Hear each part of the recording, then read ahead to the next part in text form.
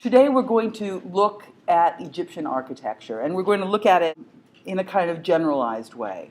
That is to say, part of it will be historical, part of it will be geographical, and part of it will have to do with basic organizational principles, basic formal ideas, basic ideas about the landscape, about technology, and building that give character to Egyptian architecture. But the first thing I'd like to do is call your attention to this quote by Ernst Gombrich, who's a great 20th century art historian. In looking at Egyptian art, he notices this: it is one of the greatest things in Egyptian art that all the statues, paintings, and architectural forms seem to fall into place as if they obeyed one law, which the creation of all people seem to obey: a style. Now, Gombrich is talking about a period of over 3,000 years of an architecture following the same stylistic principles. If you think about the way style moves around nowadays, about how quickly things go into style and out of style, it's amazing. I mean, back in the 1980s, you would look at a building, I don't know, by Michael Graves with columns shaped like the Disney dwarfs, and you would say, cutting edge, avant-garde, very serious. If you were to see the same building now, you would think, yikes, what were people thinking? How could they ever do that? And I have to say, even now when you look at certain Frank Gehry buildings, a little bit after the heyday of the swirly, brilliantly colored metals, you think, boy, this is a real period piece. It keeps going, that architecture is eclipsed. Style is consumed, and new styles, new brands, new images are presented and equally quickly consumed and discarded. And when Gombrich was writing this, let's say mid-20th century, this condition was already going on. Style was already something that was so unstable. And so he looked back at something like Egyptian architecture and thought, why can't we do this now? And one response that people in the 20th century had to this desire for a true style, which could represent the cultural and social aspirations of a people, was to search for that style. I don't know if any of you have ever heard the term international style. Does that ring a bell? International style is more or less glass box architecture. You take a rectilinear prism, you clad it in glass. This is the style. This is the international style. A style that transcends place, a style that transcends time, a style expressive of the culture. And of course, by now it's a period piece. You look at that and you see it with the same kind of historical frame that you would see the Disney dwarf columns in a Michael Graves building or the swirly metal in a Frank Gehry building.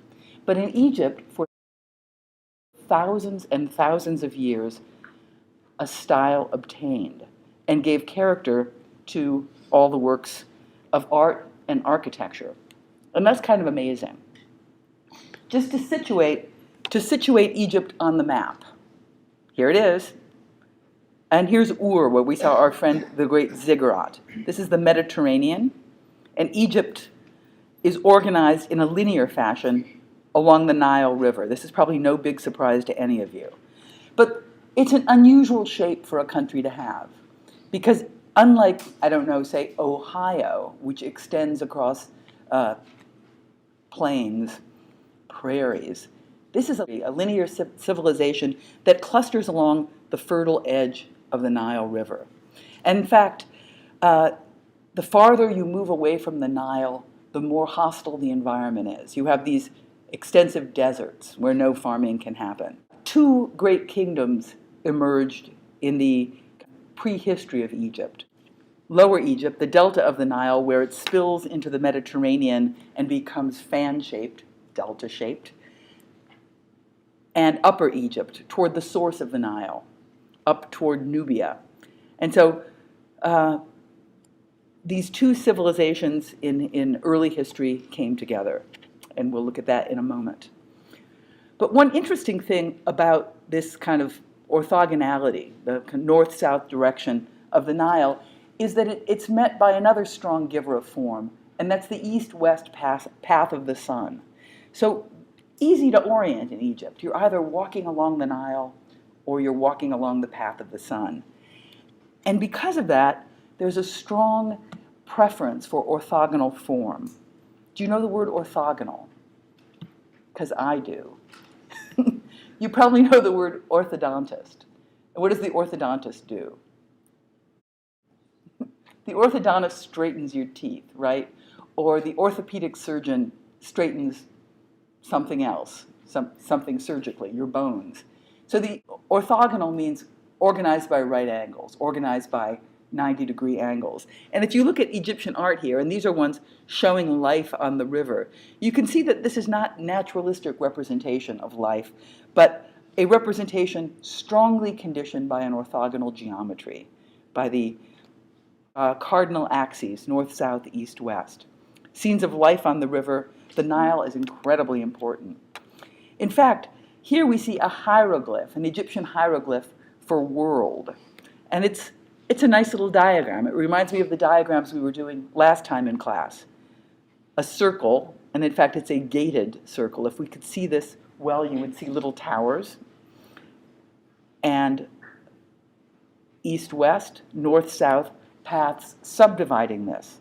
So in many ways, that's all you need to understand the organization of form in the Nile. Although it's not quite so clear as all that, because the Nile is not stable.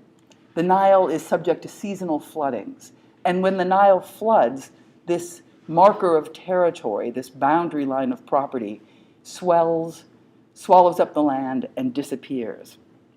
And so because of the instability of the boundaries of the Nile, and because of the desire to tax people for the land that they had, and because of farmers' desire to reclaim their land even when the boundaries have disappeared, surveying emerged very early on in Egyptian society, and with surveying, geometry, a kind of profound knowledge of geometry.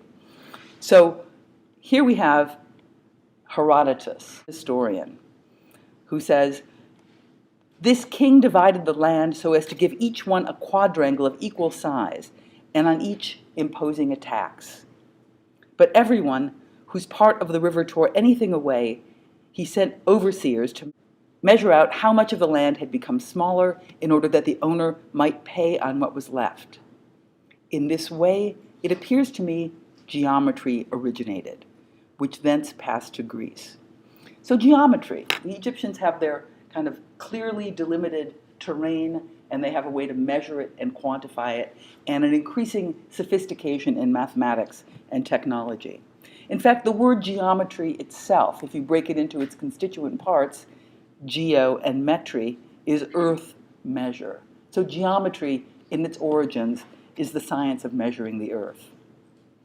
So this precision, this mathematical precision, this desire for the orthogonal and the geometrically clear begins to give form to everything they do. This is a line drawing that represents a relief sculpture inside a tomb. And what the sculpture shows you are workers sculpting giant statues. And it's interesting to look at the scaffolding that they have, because the scaffolding seems to act like a kind of grid that helps the workers over here, and the workers over here, and the workers in Upper Egypt, and the workers in Lower Egypt collaborate on projects, and the pieces come together, and they all fit. It's kind of unbelievable. And they didn't have sophisticated tools, of course. These are people really with very, very primitive technology available to them. But one trick they used for their geometry and their measuring of the earth was the simple rope, the knotted rope. And again, these are redrawings from things inside of tombs. So we have this as kind of archaeological evidence that really these techniques were adopted. If you take a rope and you knot it into 12 sections, you can then stretch it out and make yourself a triangle, 3, 4, 5. And that's great, because what's so great about the 3, 4, 5 triangle is that you're using simple whole numbers. But with these simple whole numbers, you get a right angle. And I'm proving it to you using mathematics here. This is the Pythagorean triangle, and we have the square of the hypotenuse being equal to the square of the other two sides. So this is a simple technique. And it's a simple technique that you can use at enormous scale for the kind of monumental projects people were using. But in an even more refined way, there was a sense of measure pervading everything that was done. There was a canon. And the word canon here means a rule or a law. And in the case of the Egyptian canon, it means a rule or a law of proportions. Again, this is something some German art historian observed and wrote about, that he noticed that there were a number of relief carvings where you could still see this kind of grid work underneath the figure. And it was conserved over thousands and thousands of years, so that you would begin to get this kind of proportional figure again and again and again. And that made it possible for these great projects to take place under the control of many overseers and many workers, and for everything to fit together. There are other things about Egyptian form that are pretty interesting. And I think if we look at this little statue from 1480 BC, we can see that it really looks quite different from everybody in this room. None of you are little cubic people, for example. None of you have little baby heads sticking up on your cube, because none of you are cubic. So something different is going on here than the representation or portraiture of human form. Something is happening here that's more driven by ritual than the desire to commemorate the fleeting presences of people on earth. And here we have a good vocabulary word, hieratic. Hieratic is not the same as hierarchical. Hierarchical means an order of relationships from top to bottom. Hieratic means having to do with ritual, having to do with a kind of formalized behavior or formalized image that has ritual significance. It's also stereometric, another great vocabulary word, not so different from haptic, actually. Stereometric, in my really good definition of it, means something you could make out of cheese. That is to say, if you bought a block of Kraft cheese, or Velveeta, let's go for the really good brand of cheese, and you wanted to carve art out of Velveeta cheese, you would never get a Bernini. It wouldn't happen. The cheese would flop. But you could make this out of cheese because it has to do with solid masses. It is haptic. It is stereometric. It is a solid form. It's abstract and it's subtractive. The intricacies of form are not created through adding things together, but by removing material. Part of things that make it so ritualized, so hieratic, are the extremely formalized organization of parts. It is axial, there's an axis, it's symmetrical, both sides reflect around the axis, it's static. This guy does not imply movement, but stasis. It's formulaic. It's almost more like writing than like portraiture. And in fact, if you look at the cube, you can see that on the cube, there is a kind of writing inscribed. So this is sort of a tablet that contains messages. And the image itself is kind of like writing, kind of like a message. So qualities of Egyptian art are really highly formalized: axial, symmetrical, abstract, stereometric, haptic, hieratic, subtractive, formulaic, and so forth. Just like writing, just like hieroglyphs. We look at hieroglyphs and we think, how is it that they're not pictures? How can we know that the hieroglyphs are actually telling us something? And one reason we have that information is that this astonishing artifact was uncovered in 1799. It's called the Rosetta Stone. And it has 3 different languages. On top, I believe it has hieroglyphics. In the middle, it has demotic, which is a kind of shorthand hieroglyphic way of writing Greek. And in the bottom, there is classical Greek. And so any good scholar in 1799 or 1822, like Jean Champollion, would be well schooled in Greek. And so they could look at the Greek and they could find recurrences of Greek words. Or they know that the word, let's say, cow happens here, happens here, happens here, and they find it again there. And so using the Rosetta Stone and the correspondence between Greek and hieroglyphs, the code was cracked. And it became possible for scholars and archaeologists to actually read these picture writings, the hieroglyphs on tombs. And when they read them, it's usually stuff like 20 bushels of grain, 30 jars of olives, 5 bottles of oil. It's usually really boring. It's usually a kind of inventory of the crops. But occasionally it's pretty interesting. For example, there is something called the Book of the Dead. And the Book of the Dead was translated from hieroglyph into knowable languages. And it really outlines this idea of the afterlife that animates so much of the art and the architecture of the Egyptians. It has to do with the notion of preserving a vessel that the spirit can reanimate. In fact, the word sculptor in Egyptian, means he who keeps alive. So here we see our statue that we looked at before from 1480 BC, and here we see a 5th dynasty statue of Ranifer. Let's say that's about 2500 BC. But they're more or less the same. It's the same little hairdo. It's the same preference for stereotomy. It's the same severe motionless geometry. You see this striding pose. So there's a suggestion of movement, but it's not real movement. In fact, this leg is about 5 inches longer than this leg. But it's a conventionalized pose, and we see it again and again. These are figures moving forward, moving into the afterlife. Here we see statues of a couple of Old Kingdom pharaohs, Khafre and Menkaure. Notice in parentheses I have Khephren and Mycerinus. This will make you nuts. The pharaohs are frequently known by 2 names. There's the Greek name, which had been conventionally used, let's say, through most of the 20th century and before. And then there's the Egyptian name, which people are increasingly using because that's the real name.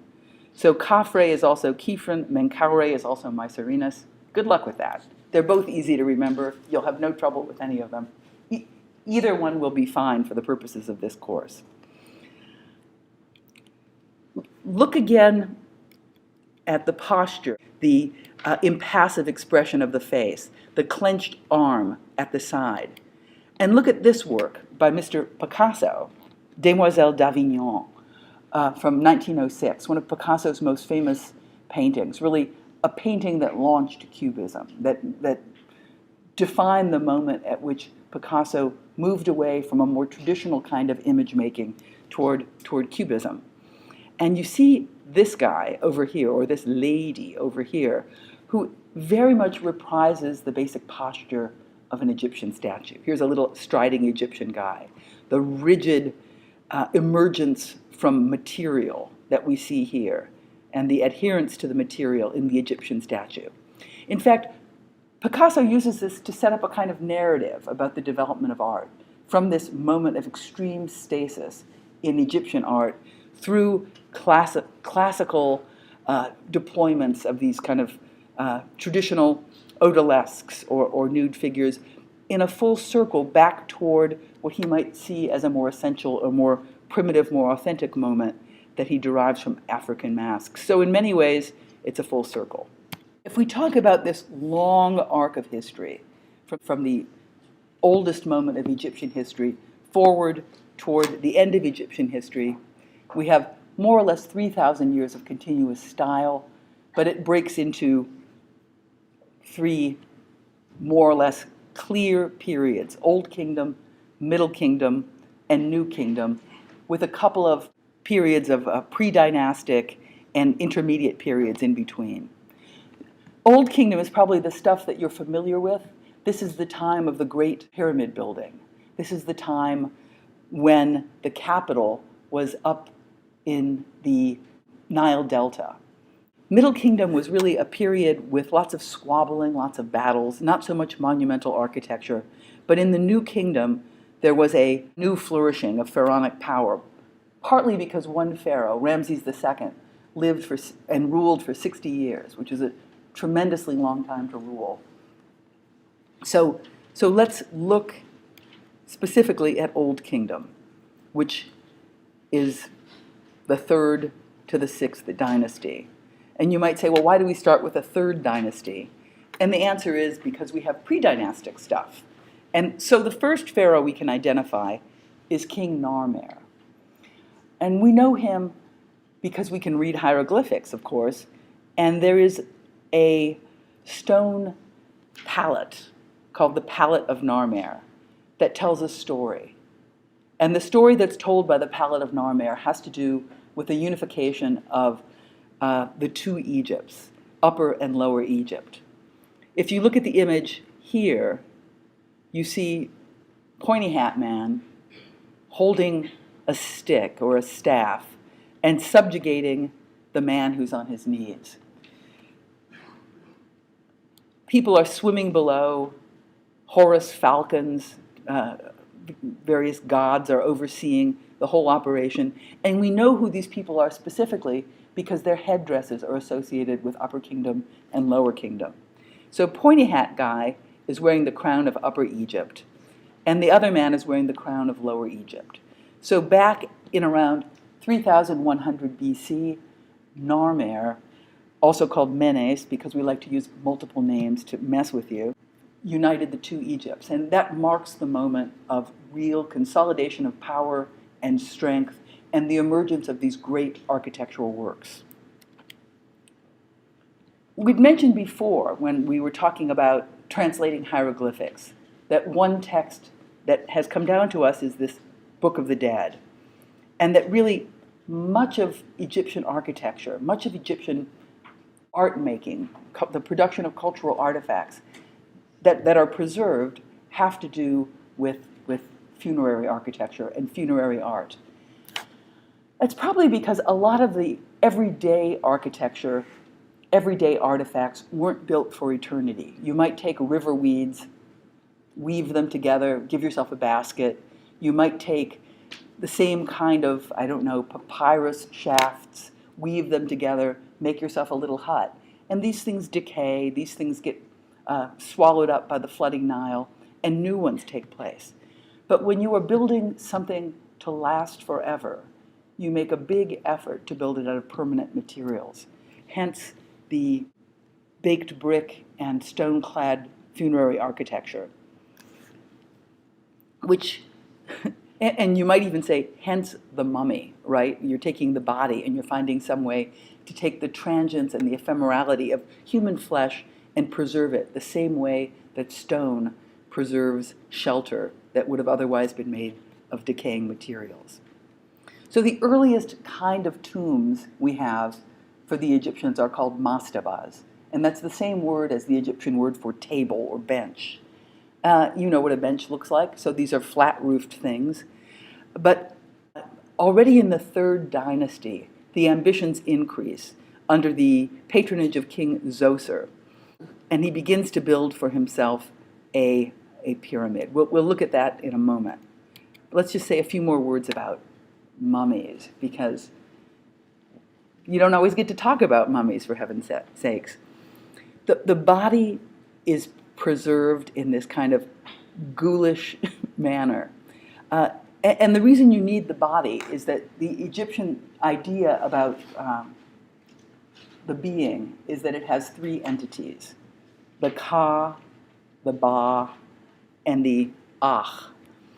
And the Ka is the spirit, the kind of animated spirit. The Ba is the soul, and the Ah is the reunification of these 2 elements that happens after death. So you need to have a vessel that can be the shelter, the new home for the body. And you make the mummy, but you also make statues as kind of backup mummies. So mummification, you all want to know, is a long process, but it's really ideal for Egypt because it's such a dry climate that you can get the kind of desiccation, the drying out that you need. If you were trying to make mummies someplace like Scotland, it would never happen because it would be too wet. But you remove the organs, you put them in canopic jars, special jars, and you dry the body in salt, and then you wrap it in bandages. Hundreds of yards of bandages. You put little trinkets and jewels and coins inside the bandages so that when the body is reanimated in the afterlife, it will be able to buy favor. Now, would you think that only really important people get mummified? I don't think so. I think you could mummify your cat if you want to. These are cat mummies at the Louvre, which are some of my favorites. You can also see cat mummies at the British Museum. And many years ago, let's say many years ago, I was in Egypt in the 1970s, long before you guys were even close to being born. And I had this guide take me on a mule across the Valley of the Kings. And he was an old man, and he claimed to have been with Howard Carter when the tomb of King Tut was found. And he was full of all kinds of anecdotes. You know, oh, Carter, funny guy, King Tut, lots of gold, things that I could have said, actually. But he also said, and I don't know where he got this, I have no authentication of this, that when the railroads came into Egypt, there was no fuel, that you couldn't cut down trees and stoke the engines because there were no trees. You couldn't mine coal and stoke the engines because there was no coal. So the abundant source of burnable fuel, according to Ahmed, the mule driver, was mummies. That you had all these minor tombs of minor nobles, and you just threw them in the train and off you went. Who knows? Cat mummies, however. And along with, let's say, a royal burial, you might have lots and lots of grave goods. These are canopic jars that hold the internal organs. These are little servants, so that if in the afterlife, let's say Osiris, god of the dead, says, I would like you, Pharaoh, to perform this menial task, the Pharaoh can look at his little helpers and say, you do it for me. So enough of that. Let's look at some mastabas. These are the bench-like tombs, and you see that they're flat, box-like things, haptic solids with little chambers inside. Here's a plan. So you can see that here's a little chamber where there might be a place to offer place offerings, but beyond that chamber, there's a subterranean shaft that leads to the actual resting place of the tomb. So here's the shaft, here's the tomb, etc. With the idea of mastaba, we come to another important vocabulary word, and that word is type. And associated with type is typology. These aren't specific to Egyptian art and architecture, but they're words that architects use all the time. Because one of the big tasks in architecture is how can you make something as mute as built form carry meaning and be legible and understandable. And one way is through type. So a type is a class or a group of buildings distinguished by shared formal characteristics and derived from the same historical source. So in Egypt, anybody seeing a mastaba would say, dead person there, I know what's going on. Typology is the study of types and formal organizations. And for the purposes of architecture, you can use typology to connect to this body of historically embedded meanings and tweak them toward your own ends. So here we can see a kind of transformation of the type of mastaba into the type of pyramid. Here's our little basic bench-like mastaba. And already here, this is the step pyramid of Zoser, 3rd dynasty king. We see that the mastaba has become a stacking of mastabas, so that it begins to resemble a kind of pyramid or a kind of ziggurat. It's an easy shift from this to this.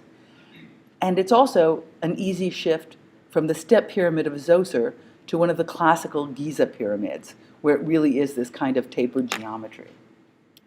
Let's look more closely at Zoser's pyramid in Saqqara, 3rd dynasty, 2030 BCE. It's a great thing. It's a great thing in the same way that the ziggurat in Ur is a great thing. It really marks itself as a point of difference. You have this large, extending, flat surface of the desert. You get a precinct that already makes it special. And within that precinct, you begin to create concentric terraces and celebrate one point.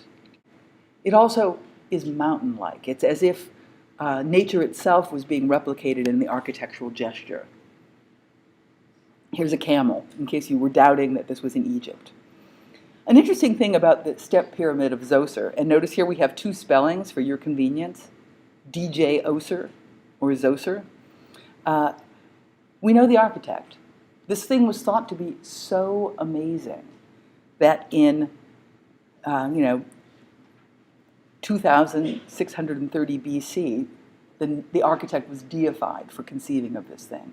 Zoser elevated him to the realm of the gods. Otherwise, how could this be done? So we have a couple of names of architects that are preserved to us from Egypt, and that's kind of amazing, because we don't have that many specific historical facts.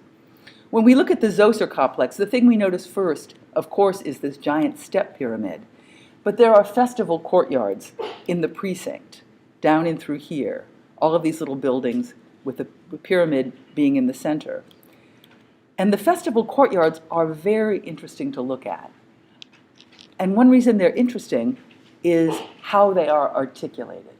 And this word articulation is a vocabulary word that you will be hearing again and again in studio as well as in architectural history classes. Articulation means a method of clarifying the relationship of parts to the whole. So when we look at these sheds or these pavilions, we see a series of verticals that begin to create a system of bays. A bay, simply B-A-Y, is the space between two columns. And so instead of saying this is one big lump, we can say this is 4 bays. It's been articulated. But the method by which these things have been articulated is mimetic of nature. But mimesis is imitation. And the forms in Saqqara at the Hebsed court, Hebsed is a festival, are all derived from river weeds, derived from these ephemeral grasses that would have been used in ordinary architectural construction. So there's some kind of idea here of preserving the body of the architecture in the same way that the mummy preserves the body of the human, petrifying the ephemeral and making it last forever. Ephemeral, by the way, means something that's very short-lived, here for a moment and then decays. So these are some of the column capitals that you get in Egyptian architecture. And they pick up on these forms like the lotus and the papyrus that would grow along the banks of the delta. These are some images of papyrus from frescoes inside of tombs. And you can see the flaring of the papyrus and the flaring of the papyrus column capitals are not so different. We also begin to see a constructional system that's a little bit more sophisticated than taking lumps of heavy stuff and stacking them up, which is maybe what's going on in Ur with the ziggurat and maybe what's going on in the step pyramid of Zoser, and that is trabeation. Trabeation is another word for post and beam architecture. So for trabeation, what you need are some vertical supports and some horizontal things to span. And that's simple, that's easy. That's what you did with blocks when you were a little kid. So it's a kind of intuitive thing to do. But the tricky thing with trabeation is, what are your materials? What can you use? And we've already mentioned, when we were talking about burning mummies to keep the trains running, that there really, even by this point, even by 3rd Dynasty Egypt, not so many trees. So you can't make a truss, or you can't use a wooden beam. So what are you going to use to span? And what you're going to use to span is stone. So Egyptian architecture uses stone beams, or lintel, L-I-N-T-E-L, to span. And that is not a great material for making a beam, because stone is brittle. I have here a piece of chalk. Chalk is calcium. Calcium is stone. I need a demonstrator. Sir, will you come here and see if you can break the chalk? I don't think he can. It's stone. Try it. Oh my God. It's like a Superman in the class. It snapped right in half. Wait, you're not done yet. Yeah. Push down on this and try to break it.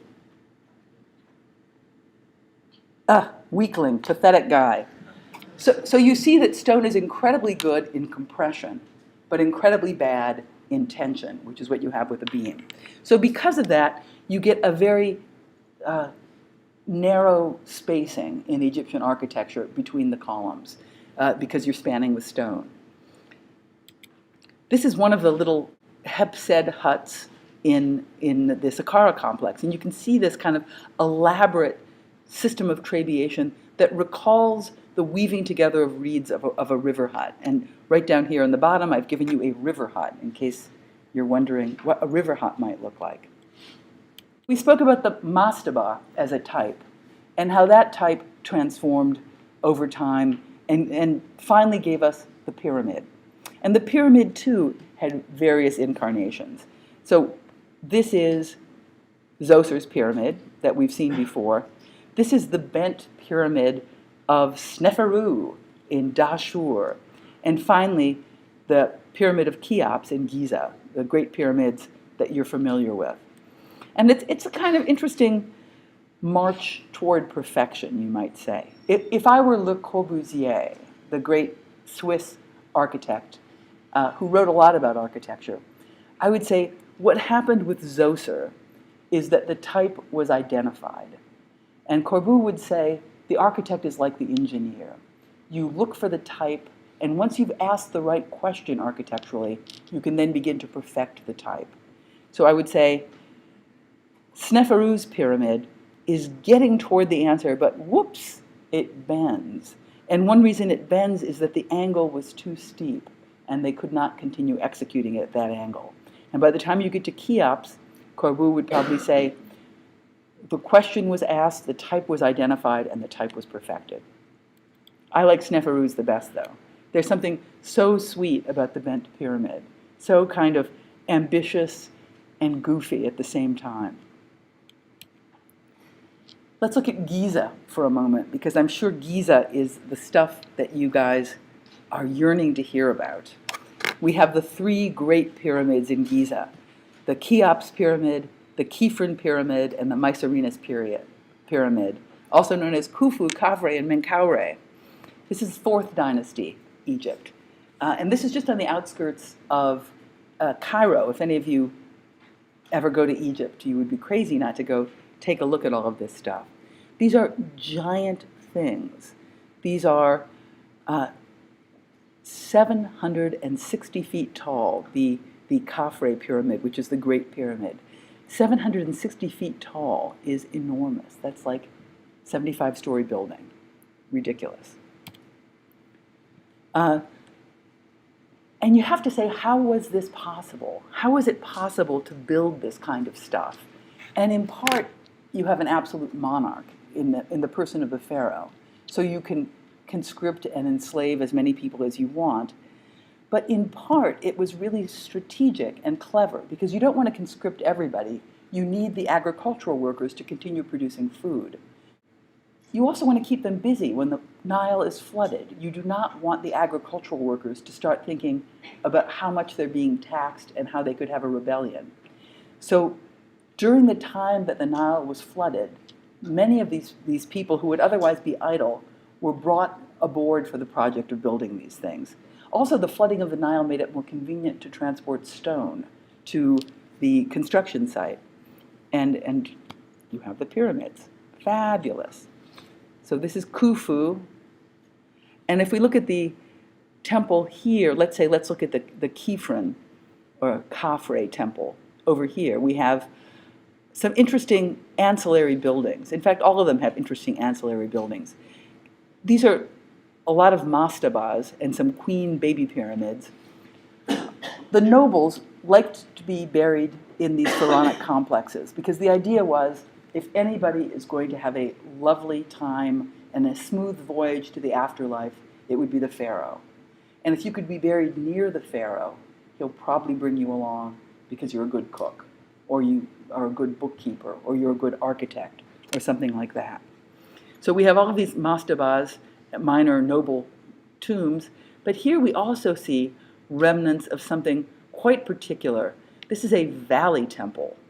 And the valley temple has to do with this kind of procession, this movement from this is a causeway, and the valley temple is down here, where the body is mummified, where the corpse is prepared.